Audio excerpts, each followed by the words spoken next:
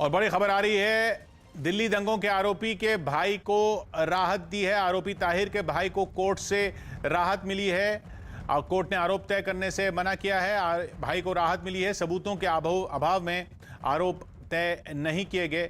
अमित सिंह हमारे साथ phone line पर जुड़ रहे हैं। कोर्ट ने पुलिस की जांच पर सवाल उठाए, लेकिन अमित ये बताइए कि ये ताहिर के भाई को राहत मिली है, बाकियों के साथ क्या हुआ?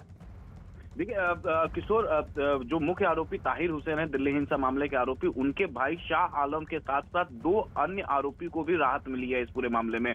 यानी दो अलग अलग एफआईआर थे। इन दोनों एफआईआर में पुलिस के पास एविडेंस के नाम पर केवल एक कांस्टेबल का ही बयान था, इसके अलावा कुछ नहीं था, और इसीलिए उनको राहत देते हुए कोर्ट ने आरोप तय करने से मना कर दिया। कोर्ट ने अपने फैसले में साफ साफ लिखा है कि इतिहास इस बात को देखेगा कि विभाजन के बाद दिल्ली में जो सबसे भीषण सांप्रदायिक दंगे को देखा है, और उसमें आज के जो नई पद्धति से, नई वैज्ञानिक तरीके से जिस तरीके से जांच आज होती है, उसके बावजूद पुलिस की विफलता है ये।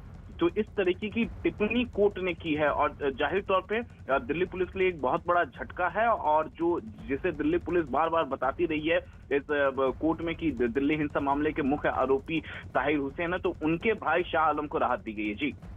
और जो बाकी सारे जो मुकदमे थे, उन पर क्या असर पड़ेगा इसका? बाकी सारे और जो आरोपी थे अलग अलग केसेस में?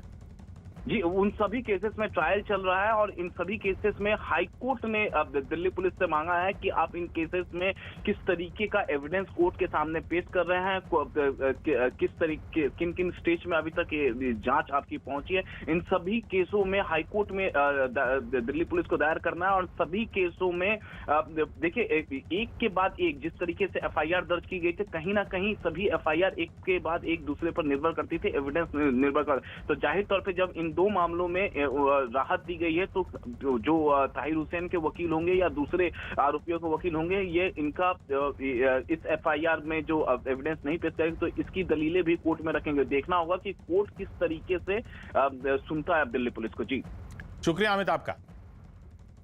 पड़ोसी देश श्रीलंका की